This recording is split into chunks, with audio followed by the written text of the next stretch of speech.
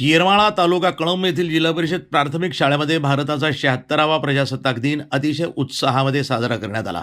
यावेळी प्रमुख पाहुणे म्हणून कळंब पंचायत समितीचे माजी सभापती विकास बारकुल, उपसरपंच गणेश बारकुल, शालेय व्यवस्थापन समितीचे अध्यक्ष लहू बारकुल, विलास बारकुल, येरमाळा पत्रकार संघाचे अध्यक्ष सचिन बारकुल, दत्ता बारकुल आदी उपस्थित होते।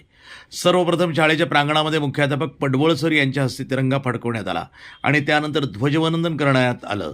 दरवर्षीप्रमाणे शाळेतील विद्यार्थ्यांनी कवायतीचे विविध प्रकार आणि राष्ट्रीय एकात्मतेवरील गीतांच्या बोलावर नृत्य सादर केले। मुलींच्या टिपऱ्या आणि लेझिम ह्या सांस्कृतिक कार्यक्रमाचं खास आकर्षण ठरलं।